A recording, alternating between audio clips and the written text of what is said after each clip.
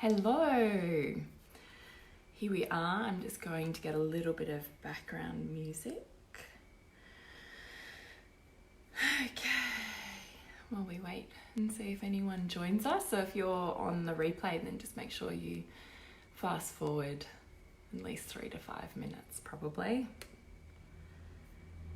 All right. Whoa, that's loud. Just want a little bit in the background. There we go. Hi. It's a crazy wind today and a full moon. I've had insane children. Maybe you have too. Got my water. Got my lip balm. Maybe you do too. Feel free to say hi. Hopefully our connection is fine here. In my retro peacock chair that I'm obsessed with. I wonder if I've got comments turned off. Can't see anyone. Feel free to say hi, let me know that you can hear me okay before I kick off. You know that you're there, or else hair's doing something weird. Hey ma'am, how you doing? Someone can let me know they can hear me, that would be great. Hey Dasha, how you doing? You had crazy kids today too? I have.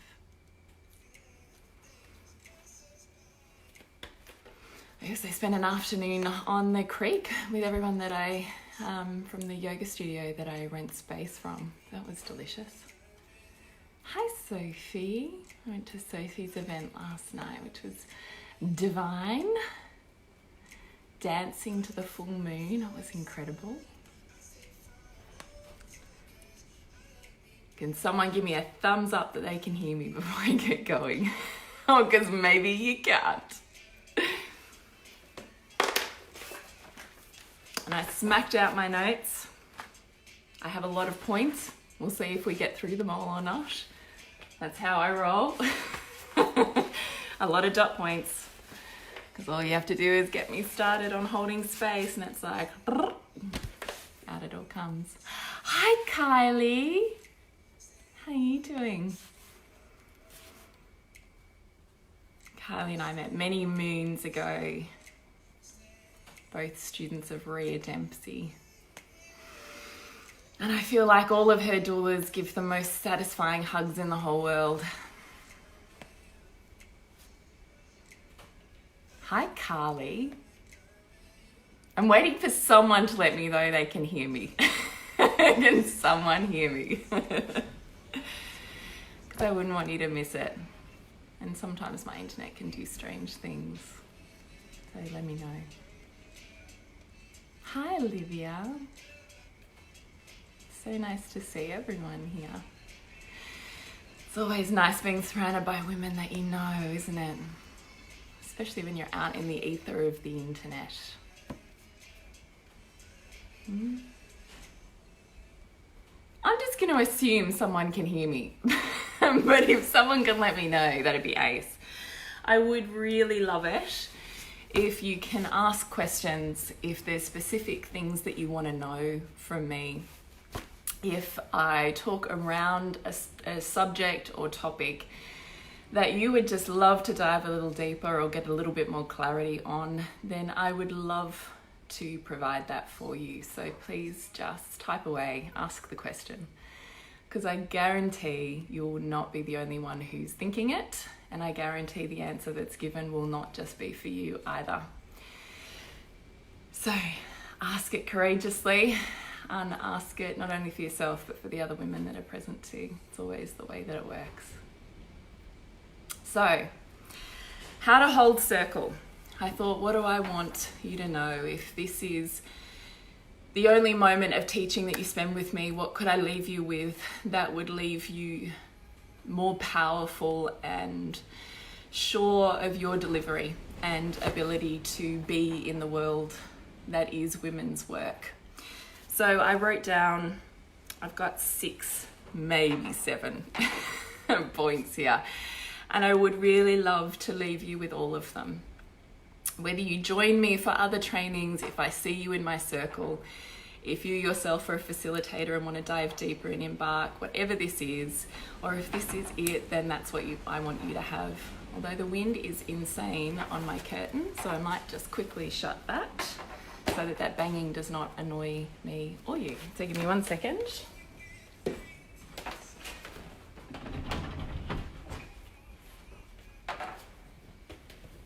we go. It's an amazing sunset today though. Just looked out my window, it looks incredible. All right. Point number 1.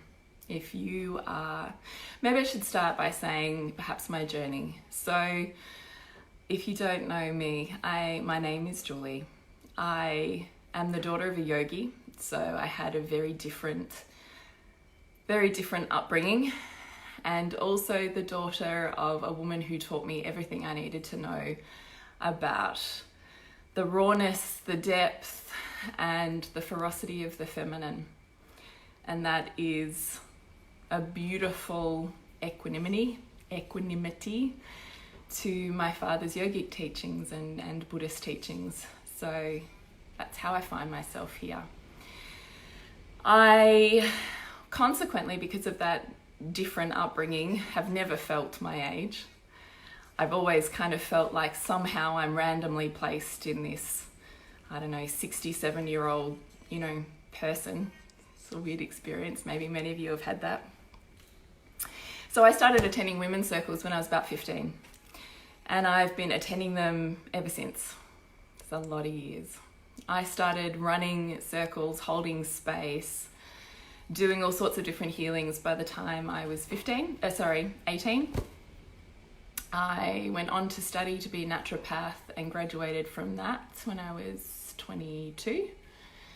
Started practicing in that format, but was still running bits and pieces in the background of just doing women's work that I love to do and exploring all of its forms and all of the ways it shows up in the world, and just having so many experiences, because I think that is, if you want to hold space for women, you have to experience what is out there in the world. You have to know the medicine you love, the medicine that opens you, and just as valuable a learning is all of the stuff that closes you down, that makes you cringe, that you don't like or want to be around. I think that they're both valuable learnings. So experience the world, move just a little bit outside of your comfort zone.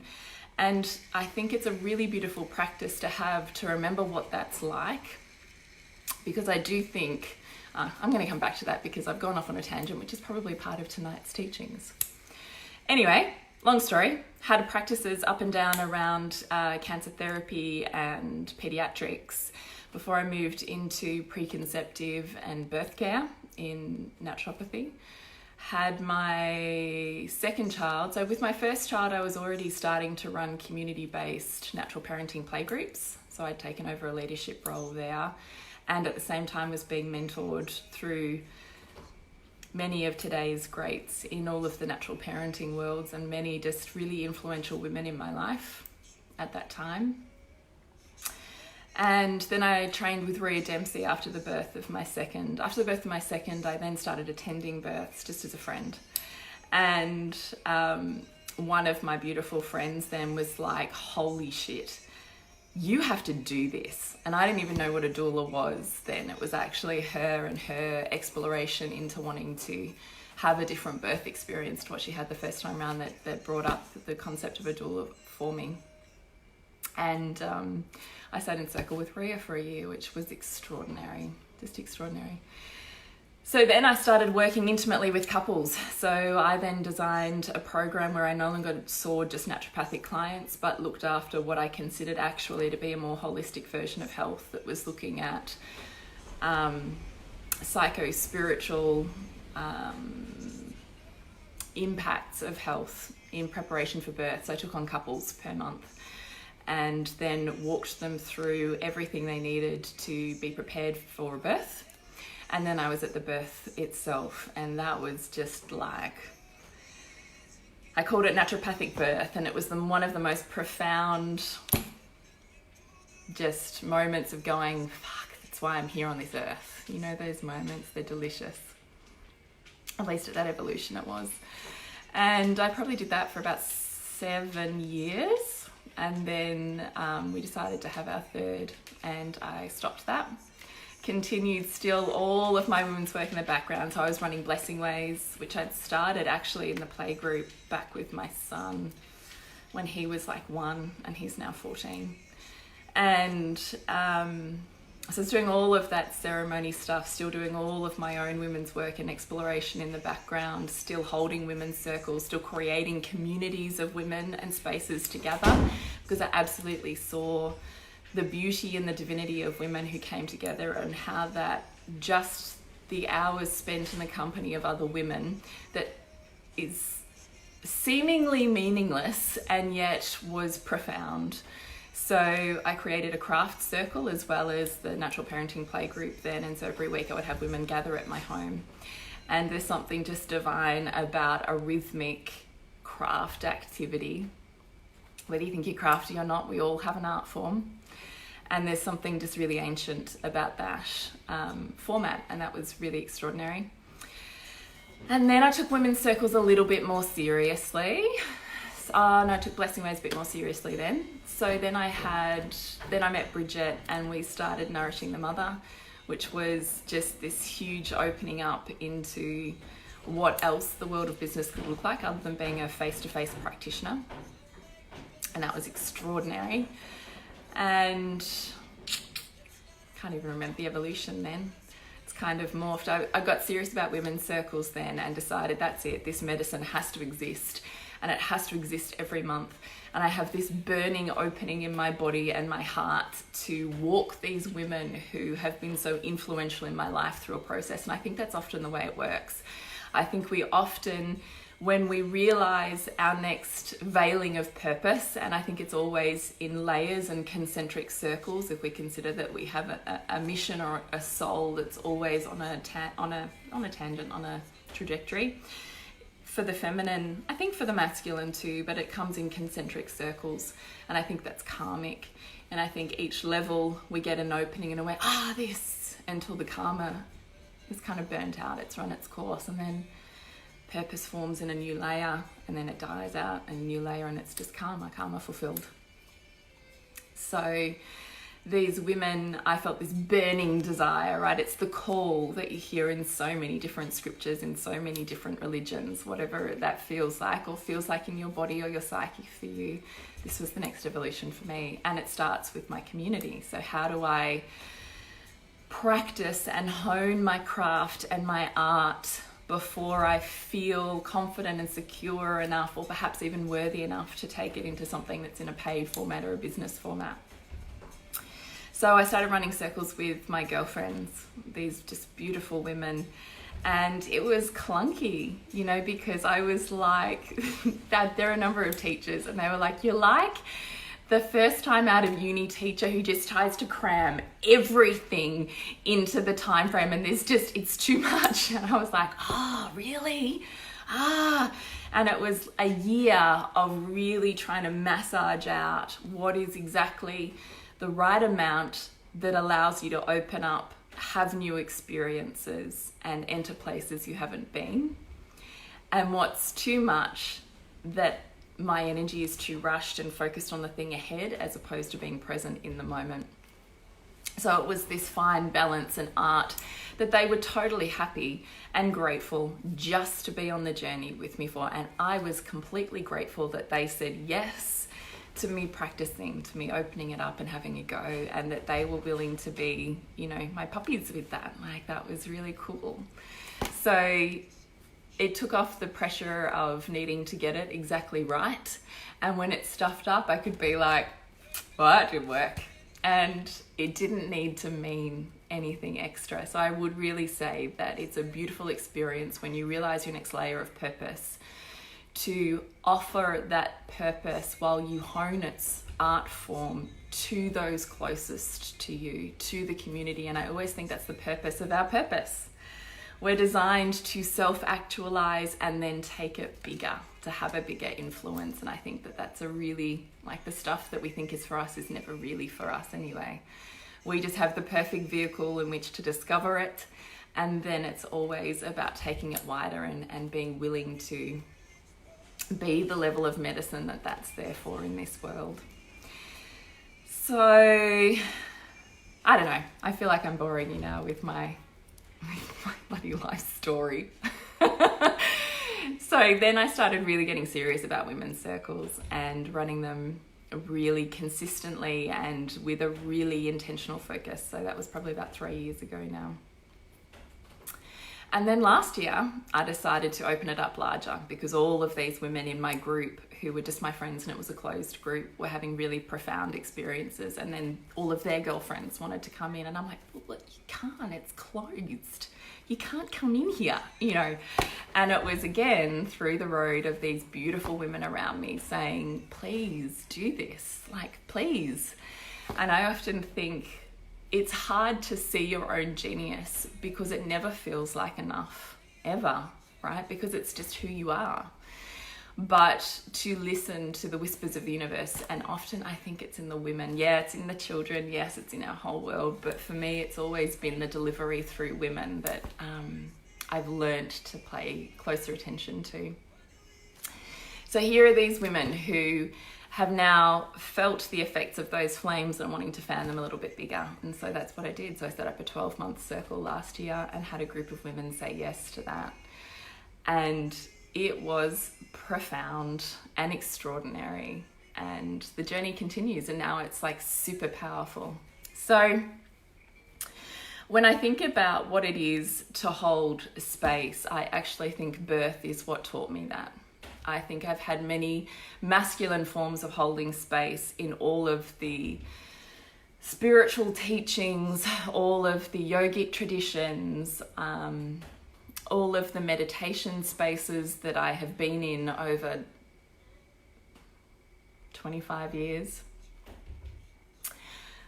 I've picked up a lot from all of that, and I think it's the same for you. You stack and you layer, and I think the point is always to go with what moves you without knowing a really clear tangent on how that's going to work for you, but trusting the call, because you will stack it into something that's really beautiful and specifically your art form. Because you could have, right, 100 different women who run women's circles and they'll all be completely different. So that's the point. Be your medicine. Don't try and be somebody else's version, because you end up hurting your soul's purpose rather than being completely fed and opened up by it and really being the channel for those women that you will feel that. And I think that's always the purpose too, right? To be so willing to be seen that you're willing to be the channel for this particular vibration, that law of attraction. These women around you will feel and go, yeah, I'm ready for that vibration. And it's always the point that they come through you and they move on from you. I don't think you ever want to hang on too tightly to them. I don't think you ever want to try and pull people into it. I think you've just got to be willing to be a particular vibration, knowing that it is enough, even though often it won't feel like it for you. And that these women are here to feel the light that you have, to let that ripple through their cells and awaken something in them. And then it's their job to take that transmission into something else, right? Because that's their art form. So that's, for me, how I enter the space of wanting you to have what I know, because that's how powerful I see it as. And I absolutely think that women are the life force of this planet, and I think we need more life force. I think we need more compassionate humans, and they come through women and they're raised largely by women. So investing in women changes the world, I think. So here we are. Hi, Katie. Katie's an embark with me and is just on the 12-month circle with me, and she's like, oh, so ready. All right. Number one. You are an energetic practitioner. You're energetic. Even if you think what you do has scientific merit or a set of rules that you follow or practices that you do, at the heart of this work with women, you are an energetic practitioner. The space that you hold in this way only refers to the vibration that you are, the energy that you are. And you can choose to vibrate at all different frequencies of energy. So when I think about I'm going somewhere to hold space, or later today I am holding space, I'm very conscious of what I do with my energy in that day, and most importantly in the lead up to that ceremony. Because the energy that I bring to that space is the medicine that the women there will plug into and will transform something within themselves with. I'm not there to tell them what to do. I'm not there to somehow have the magic key that unlocks them. I'm there to be an energy, knowing that that energy is specifically the vibration they need at specifically this moment in time, and that when they hit that note, it will ripple through their cells and they will awaken and open all of the places they need to and reveal all of the answers they need to. They're full and complete and whole just as they are, just as they enter your space or my space. They're whole. I don't look at any woman who stands in front of me and think that you're broken. I look at women who are in front of me and see your wholeness and think, what don't you know about yourself? Because this energy will reveal that. You will reveal that to yourself just by being in it. So you are an energetic practitioner. Therefore, your energy is important. What you do with your day is important. What energy and vibration you hold in your body as you enter that space is important. I don't think that it's powerful enough to do some sort of symbology of I've had this crazy day and I'm feeling completely hectic or insane in the membrane, and I get to the door and I just decide that I'm going to do a metaphorical, okay, well, I'm going to take off the hat of being mum and I'm going to put on the hat of practitioner and walk in and it's all good. I don't think that's enough. I think that you map your day with a desired focus. Today, in this class, in this circle, I wish to have the intention of, I wish women to feel, I want to bring the energy of, whatever feels good for you. And then that becomes your word for the day. How do I set my day up so that everything I choose to do in that day, from the way that I move, to the way that I eat, to the way that I speak, to the activities we choose to do or how I choose to do them, need to come back to this core desired intention that I wish to bring to circle later today. Is there anything else I have there? Sometimes I can't understand what I've written. Let me see, what have I written here? Clear your channel and practice responding in real time. Not second guessing. Okay, I know what I was saying. So when you're holding sacred space and you're willing to open your body enough, and that's a practice and certainly something that I work on in Queen School and Embark, but when you're willing to really be the flow of love open through the front of your body and channeled up, you're probably used to it in the context of intuition. Maybe some people would call it mediumship or channeling, whatever you want to call it, the ability to open and have a little bit of collective conscious come through you, right? That works really well and can become really well honed and far more potent when you get used to responding in real time. So when you feel, sense, and it comes out of your body, you say the thing because it's like a wave. It's an energy that comes through you. I can't tell you how I know. I know this. I know this about you. I know where to touch you. I know what to say next. I know the energy you need right now. Whatever that thing is that comes through you, you have to get really well practiced at responding in real time. If you start to create a lag between, I feel, oh, I don't know if I should say that. Oh, I don't know, second guessing, I'm not sure. Oh, I don't know. Probably it's wrong. I mean, I don't know. I mean, did I just make that up? Did I just think that? You know, all the things that stop it, you'll stop hearing it. So practice when you're in preparation for circle space, actually responding, feeling the wave and responding, feeling the wave and responding, trusting the sensations that move through your body as a sense of I know and I'm moved by them and towards them, as opposed to it comes from my head, it comes from my body, and I just know to be body led in this experience. And you can practice that in your home, you can practice that with your children, you can practice that in any moment, right? So I think that's really important when it comes to holding sacred space, be it with a one-on-one situation or be it in a group, be it on a screen, right? It's all still energy.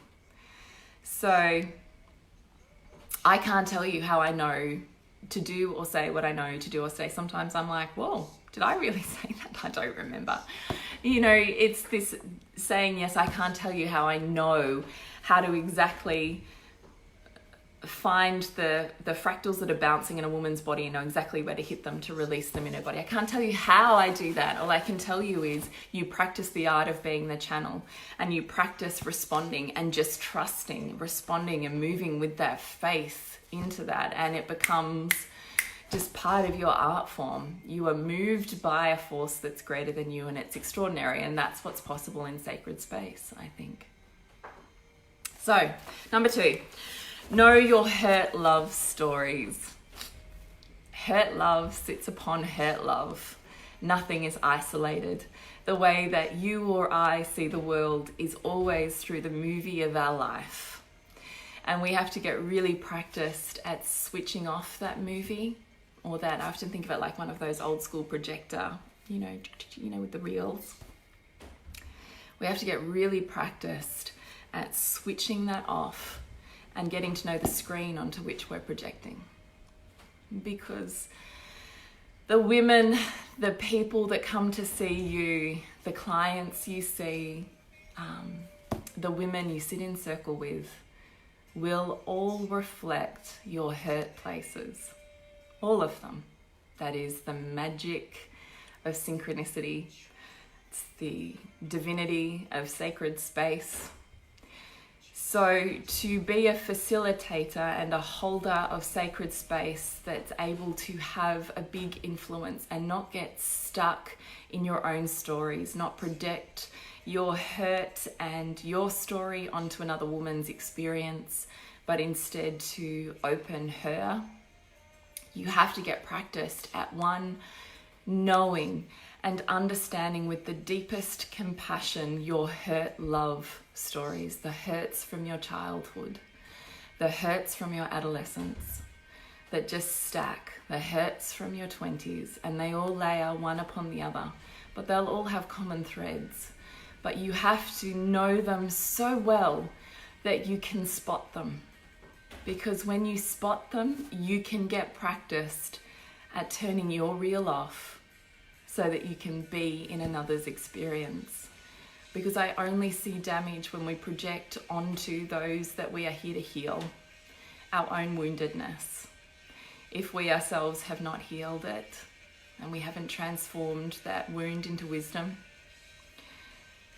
or sometimes I wonder, even if we did, we still cycle into labyrinths of ever cycling deeper experiences of it. So do we ever really move beyond the thing that holds the key to our purpose? Probably not. But you can get really good at spotting it. You can get really good at going, I see me. Because in a circle, it doesn't matter if it's a pop-up one-off circle. It doesn't matter if it's a ceremony for a particular reason or group. It doesn't matter if it's a 12-month committed circle that show up together through everything. You will see a mirror, as will every other woman there, in that circle, and there'll be themes, and the pinging off of that's me, that's me, that's me, that's me is really extraordinary. And I hold the deepest reverence for it, because I know every single time I turn up in circle, I will meet myself. I will meet all of my unhealed parts. I will meet all of my hurt stories. I will meet every aspect of my psyche. And if I'm not practiced at knowing how to self-regulate, how to turn off the real and be in a container that is like a pause in time, so that I can be in another's experience and not in my own. And I don't think you can be healing in that space. So watch out for them in circle. Watch out for your projection. Get masterful at energy boundaries and trigger regulation. I'm so glad I wrote those words. They're awesome. Get masterful at energy boundaries and trigger regulation, right? What better place to learn that than with your children? Or relationships, right? Relationships with parents, relationships with toxic people, relationships with siblings, relationships with children. They offer you practice at your triggers so that you are able to become a master at handling your own internal landscape, because it will get triggered in circle. And if you are a facilitator who holds themselves in integrity, then that is something that you'll take very seriously. Like, it is the mental ninja work. It is the yoga of your psyche. It is the karate black belt, right? So get masterful at your energy boundaries and knowing when you're seeping your energy into another, versus I'm able to hold a space of regulation in my own body, knowing that whoever I'm in a room with, if it's one person or if it's 20 or whoever, that you will borrow my nervous system. We are such that we have invisible webs that are constantly interconnecting and feeding off of each other. That's dynamic. So I know the energy and container that I can hold needs to be strong enough that I allow you the opportunity to enter your own chaos, because that's when you will move through it and release, open, explore with safety, because you're held. You're not just kind of free flying everywhere. You're held. No different to, you know what it's like to be going through something really big emotionally in your body and someone just holds you. It's like it holds you together. Energetically, you can do that in a space. But you want to get really good at being able to hold a sense of regulation in yourself, a sense of centeredness and groundedness that is unshakable. That's someone who is totally on shaky ground can instantly plug into you and be like, I'm okay. Because it's there that you offer the medicine that you are. If you consider yourself to be a HSP, a highly sensitive person who continuously loses themselves in the chaos that exists around them, you are not boundaried and not masterful at that. You've lost your energy in another's experience, as opposed to my body and my experience is not dictated by the outside world or by the people in it. I am the master of my experience, and I don't wait for the perfect whatever around me in order to have my experience. And I do think that hang on, sorry, I should have turned off notifications on my phone. And I've lost my train of thought. So be boundaried with your energy. Learn that art. Be willing to be masterful at it. Because I do think that that is power.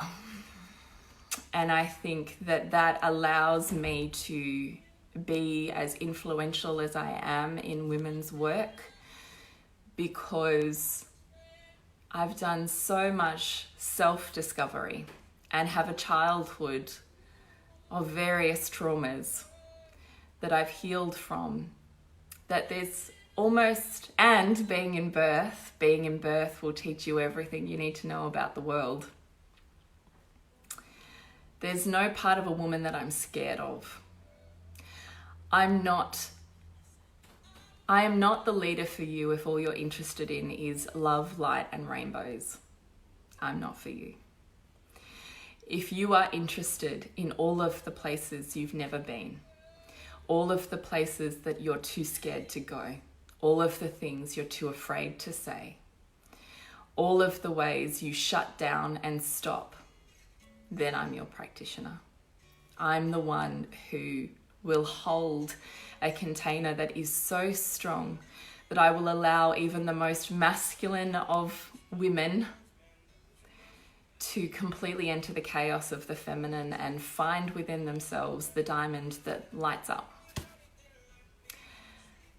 I much prefer shadow over light because I think it is far more transformative, opening, awakening, and telling of a woman. So get really comfortable with your own darkness. Be willing to see and meet all of the parts of life, children, relationship that you're scared of.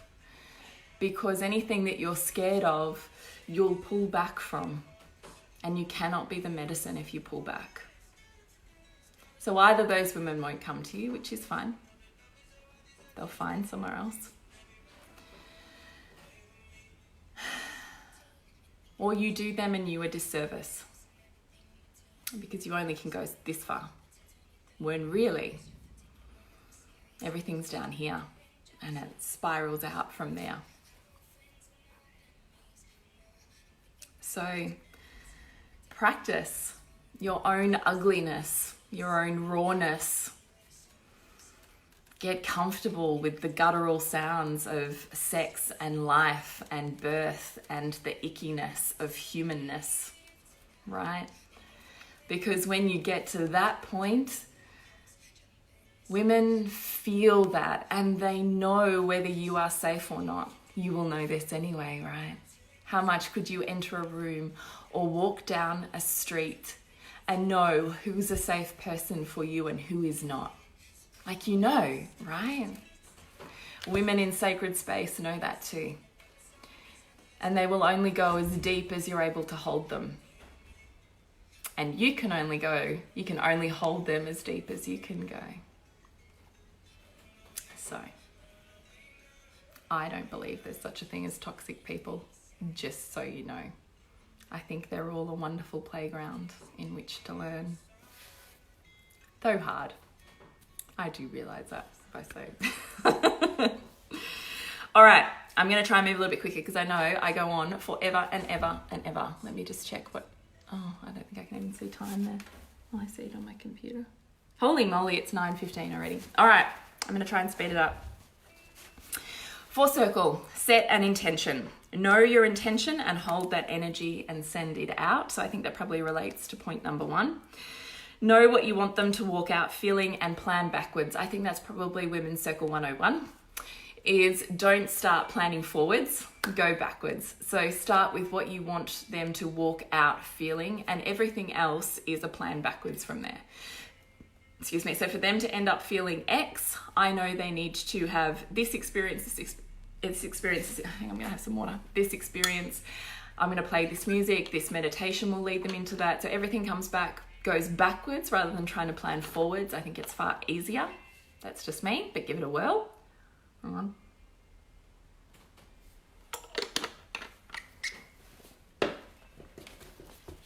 I always have lip balm at women's circles because I find I end up talking a lot. Or relatively, my lips always seem to get dry. Whereas if I have lip balm on hand, I feel like I can continue to be fluid with my words rather than feeling like they're dried up. So I always have water and I always have lip balm, and that feels good for me. So maybe for you too. Number 4, enter the awkwardness, hold the silence. So this probably relates actually to the tangent I kind of went off on darkness. But out of every awkward moment can come the most profound awakenings. Awkwardness is resistance. Resistance is the place that holds the key to that woman's evolution. Yours too, but theirs, right? So learn how to dance with awkwardness. The more awkwardness you enter, the less awkward moments you have in general. And I think relationship is a marvelous playground for learning how to dance with awkwardness. So practice in your intimacy. Practice entering awkwardness. When she or the woman in front of you, your friends in the playground, says something gets a little bit awkward, choose to say, here's the pink elephant in the room. What's that? And see what happens. Just practice your movement in and out of awkwardness because it's powerful. And how confident you feel in entering awkwardness will also be how confident they feel in revealing it, right? So practice. Hold the silence. Silence is, in and of itself, medicine. And there is no space like circle that women have in their life. No, none. None. Even if you think that's crazy or ridiculous, there's none like it. And these women will have spent all month or longer having nothing but thoughts and pressures and chaos, and they have not spent any time in the silence within themselves to understand anything deeper, let alone hear the insights that they already have the answers for. And circle will be the space that they have that they find that they meet that. Silence is medicine. Don't talk your way through it. Don't think that there's this thing called awkward silence. There's not. Get comfortable with breathing that space open with your body. You can breathe other people with your body. Silence is a gift. And you give a woman enough silence and she will find her own answers.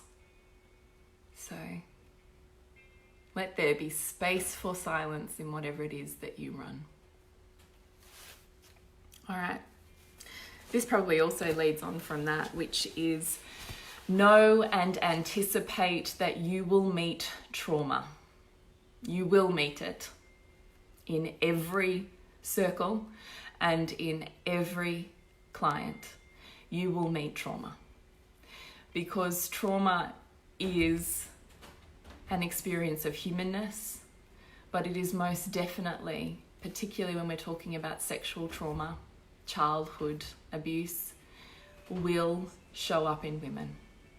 If you consider the statistics now, 1 in 3, probably more like 1 in 2 women have experienced sexual abuse of some form or many, you will meet it. It will appear in every circle. It will appear in the clients that you see. It will appear in the sacred spaces that you hold. So consider with each and every experience that you create how you are meeting the woman with trauma, because she's there. Whether she's revealed that to you or not will be dependent on the depth and safety that you have created, but she's there. So walk carefully with all women, but particularly these women, because you can create more trauma, or you can offer them a moment of healing, and both are equally possible. So anticipate that you will meet trauma. Do your research, do your work on trauma, understand it, learn how to be with it, learn how to see your own, learn how to see it in the women around you, learn how to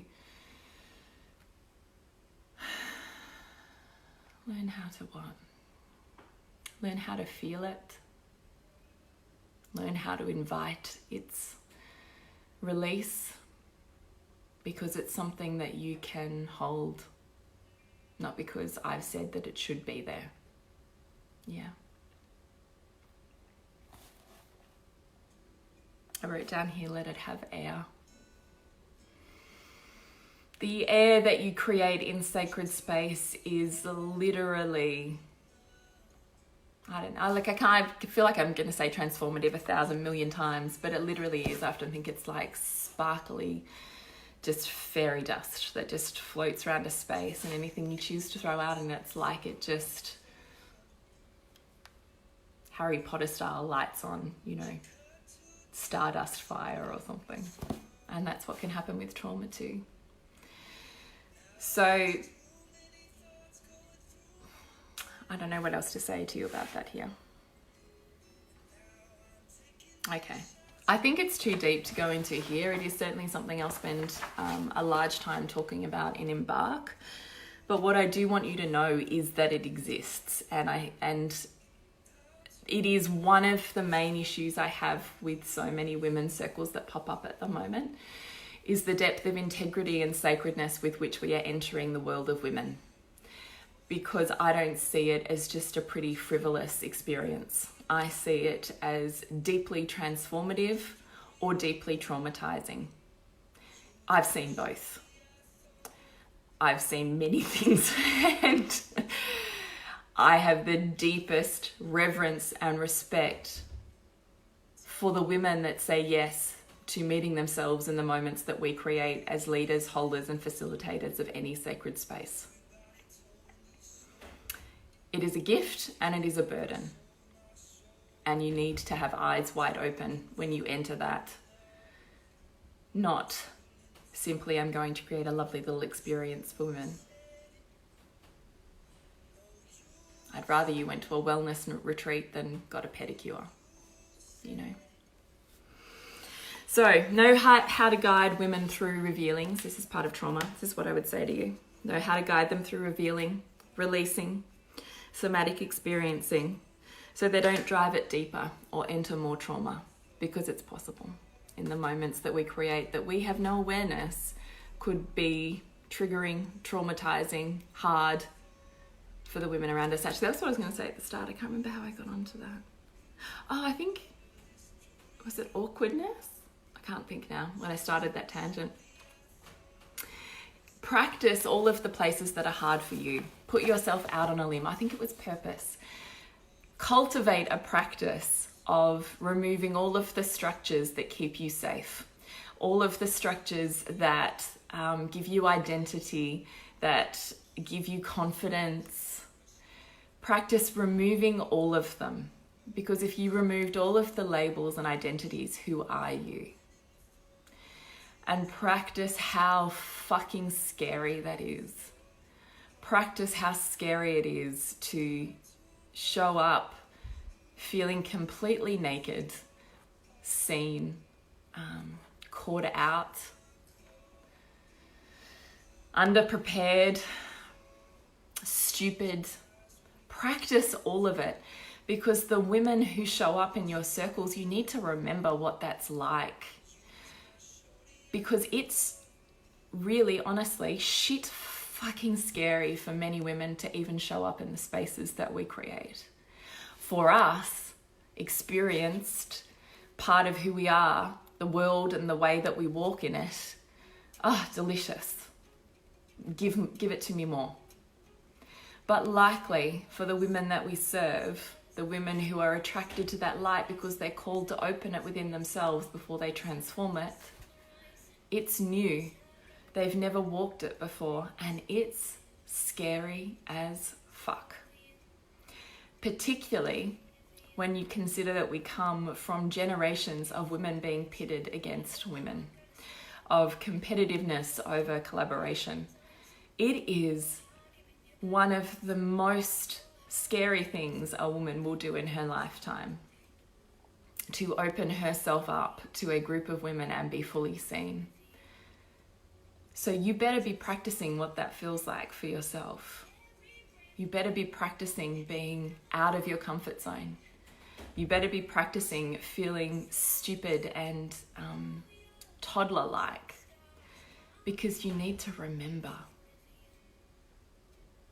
I think the remembering of that allows you the deepest compassion for where they're at. And when they feel met, they'll want to be led. If they don't feel met,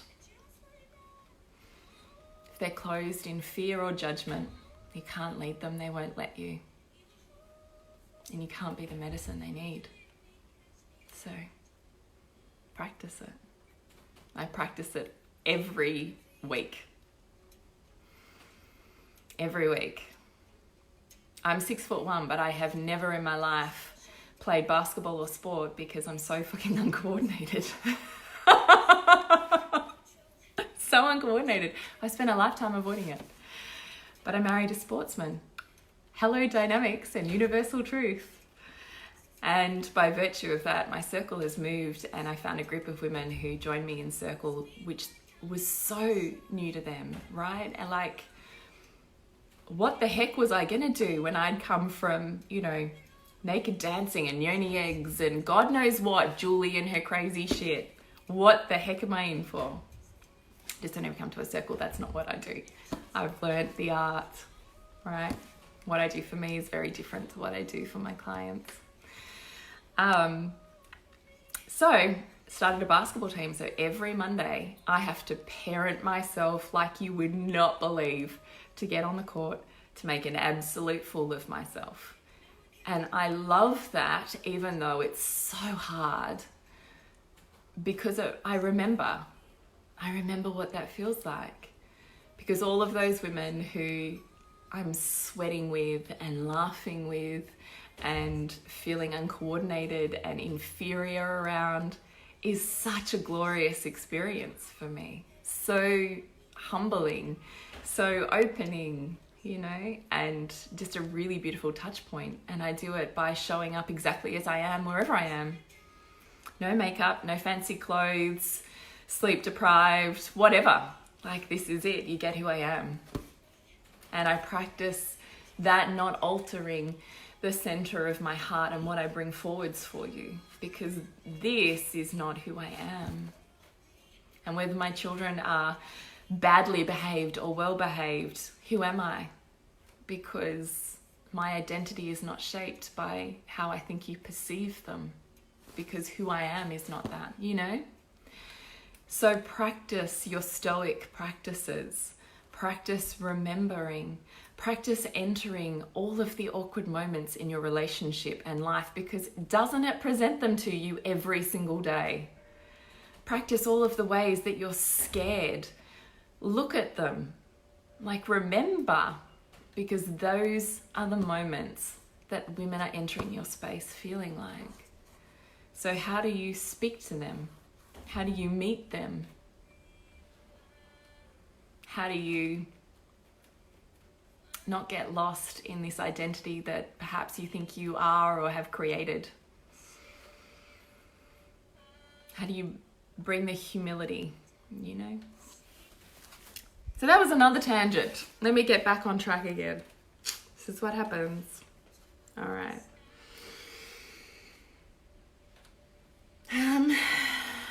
Maybe I'll just quickly say a little thing about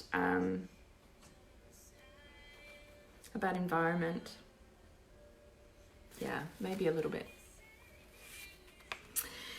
Environments are important. Yes, pretty spaces are lovely. Something beautiful to look at is gorgeous. But just like birth or energy, you are the space. The things that fill the space do not create the space. You do. You are the space. You are the energy. I could turn up in a beat up old shack and it would feel like a palace for you if you sat in circle with me. It would feel like a temple. You are the space. And I think the studio that I work out of, I've been speaking quite a bit to the woman who runs that, and she was like, what do you think? And I'm like, I think it should just be white and completely clean, empty space. And you know why? Because the practitioners who are the most powerful don't need the space to do the speaking for them. Because those practitioners are the color and they fill the space. And you actually want a clear space where you are the space. You are the energy. You are what they walk in for. I would say that the only slight alteration I would make to that is if you're running ceremony, in which case if it's a one-off ceremony as opposed to a perhaps collection of ceremonies that you would walk on a journey with a particular group of women with. If it's a one-off, they're women who have never had an experience like this before, then creating an intentional space that looks completely different to any other space that they would walk around in their day-to-day life is important, because it psychologically creates a switch between space I'm leaving, space I'm entering. And because it creates like a pattern interrupt, so does their psyche go with that. So that's the only alteration I would make to that statement. The other point that I have learnt from doing and running so many ceremonies for so many different women over the years, and certainly now I still run the Blessing Way ceremony, or Mother Blessing, Mama Blessing, and Girls' Rites of Passage, and a few other just really gorgeous experiences that I've been asked to run, is the smaller the space, the more women will open. So it's a paradox. It's one of many as you enter the work of women. The smaller the space, the more women will open. Gardens are beautiful, but women won't open in them. Halls are functional, but women won't open in them. The smaller and more intimate the space, the more closed in they feel, the more held and contained they feel, the more they will open, the more intimate it feels, the more trustable the environment. So just bear that one in mind. I don't know what type of experiences you are having, choosing to have, wanting to create. I don't know what type of intention you're taking into it. I don't know if you want the depth that I do. I don't know any of that, right? But whatever I offer here tonight, I just want it to, I don't know, let you know some stuff that I've learned over the years. I want it to be impactful for you. Maybe you don't, want to go where I go, in which case none of this matters. Don't have to listen to any of it. So this is how I work. So if this rings your bells, then great. And the last one, know how to close. Know how to close a space.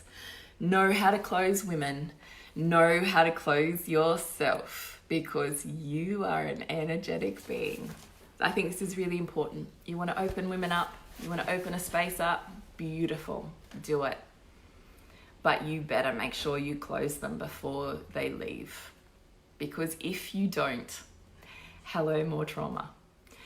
The vulnerability hangovers, the regret, I took 2 steps forward and now I'm 10 steps back, the rubber band, it stings and it burns. So you better make sure you know how to close a space and close the women, especially the ones that have opened very deeply or had a huge shift. They'll still probably be physically shaking, as they leave your space. So you better make sure you know how to do that. And then how to leave that space for yourself and come back into your home, into being wife and mother and all of the other things that you do.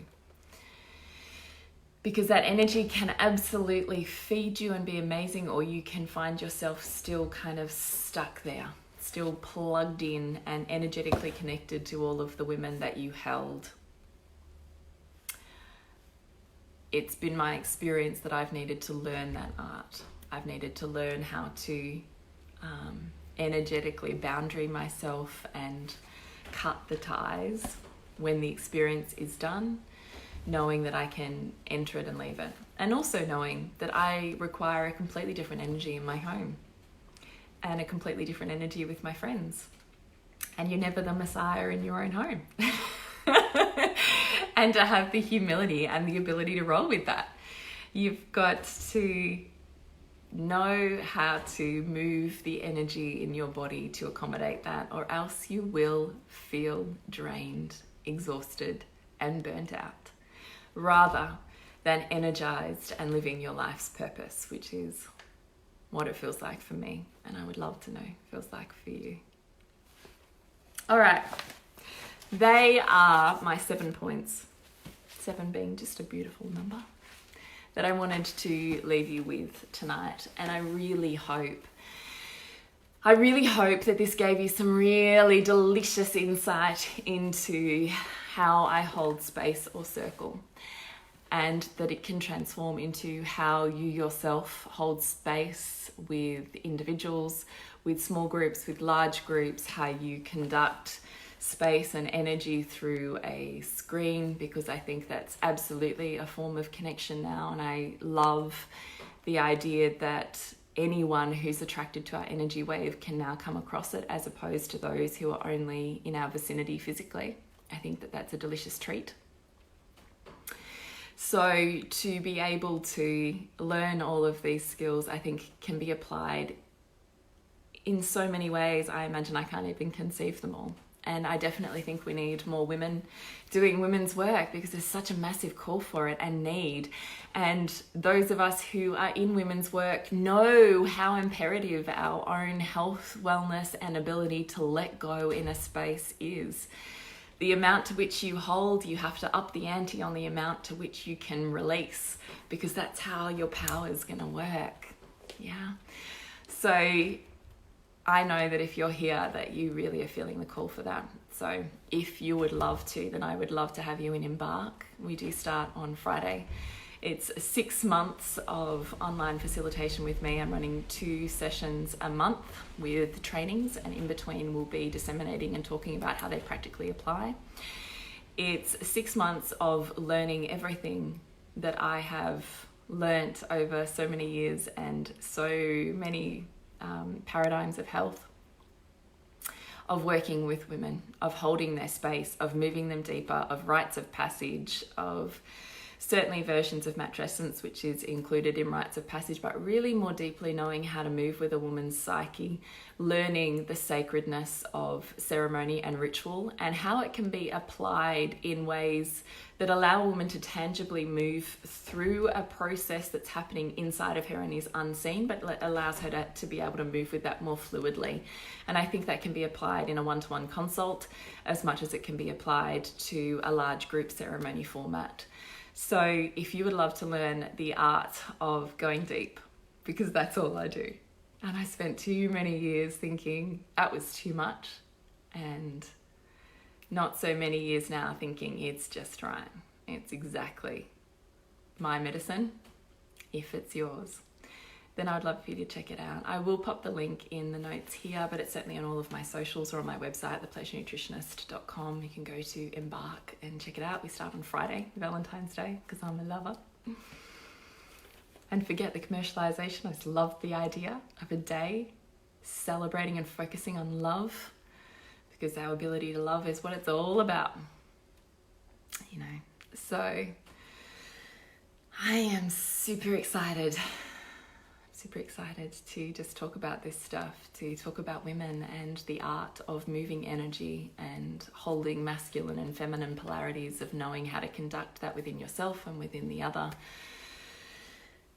of learning the magic of sacred space and how women open. And it's, I don't know, I don't even know what it is. There's no space like it. Really, there's no space like it ever. So I want more women to be able to do that. So I have all sorts of women in this group already. Got midwives and yoga teachers and coaches and dancers and all sorts of stuff. All gorgeous women who feel that call to work more deeply, profoundly, or more masterfully with women. And take it wider than them, because that's always the point, right? So I really look forward to that. I do also have a VIP upgrade for that, which is one-on-one Voxer. So it's a messaging app where we can go through your application to your clients, to hashing out what this means for you, what's in the way for you, what happens with clients. And I'm happy to help you. God, for years when I started as a naturopath, I always hired a mentor to help me with cases, and it was just the most extraordinary thing. So it was this woman who had all of these years of knowledge that you just can't learn in a textbook, and to be able to take my cases to her and be like, here it is, and here's what I've done, what do you see? And to receive her insight was like, I feel like I fast-tracked 10 years of work, just by tapping into another woman's wisdom. And I think that that's the point. We're designed to light each other on fire. So mentoring is absolutely something I adore. Just talking about women and all of the health and trauma and how our psyche and energy feeds our experience of life and health, right? That's why years ago, I dropped into me one time when I was sitting at my computer to the pleasure nutritionist, because I'm a nutritionist, a herbalist, a naturopath, a doula, sure, all those things, although also none of them, right? Because who are you really? And all of the women that I saw, the thing that was missing from all of their health was pleasure, because it's not something we're taught. We don't know pleasure is our birthright. We're not shown a path to it. It's not celebrated or fanned in our education or family or potentially even relationship. And all I used to think was, if you could just do that and just sprinkle on some pleasure, you would feel healthy. You would feel well. And I saw it as this missing ingredient from all of the conversations of health. And I've been a naturopath for 18 years. Nobody was having those conversations. Nobody. Because it was all about clinical trials and all of these wonderful but masculine forms of healing, and none of them were as potent or as powerful as the work I was seeing in these underground groups of women. Because it was the lost art. Even the fact that they were underground groups, like, what the heck has happened, So that's how I came to the pleasure nutritionist, was because I thought you can't have wellness without pleasure, particularly not if you're a core feminine being. And it's okay to include pleasure in every step of your health journey, because it makes it sustainable and it makes it delicious, and you want to show up for something that has pleasure, right? Anyway, this is what lives with me are like. I just start going off on tangents. So I can see a lot of people on here, but no questions. Before I sign off from my amazing peacock chair, are there any questions? Is there anything you want to know? Is there anything that you would really love? Is like, I'm wondering about the thing and I'm about to run a circle, or I'm about to start something, and what about this thing? Is there anything that you'd love to know from me? I'm really totally open here. Whatever you want to know, I'd really be totally happy to answer. So if you do have a question, just type away and I'll listen and try and respond to see if I've got anything for you. Hi, Bridgie. Hi, Kasha.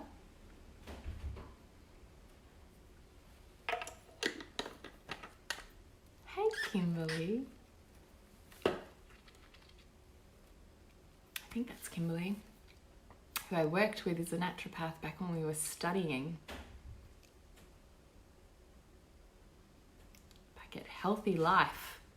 Because every great naturopath works at a health food store when they're studying. It's think on your feet kind of action. No questions. Well, thank you very much for joining me then. I'm super delighted to be here. Really. I talk about this stuff till the cows come home. If you'd love to connect, please do. Pleasure Nutritionist, Julie Tenner. I think it's the other way around. Julie Tenner, The Pleasure Nutritionist on Facebook, or Julie Tenner. I think that's all I am. Or The Pleasure Nutritionist on Instagram. Both. You'll find me.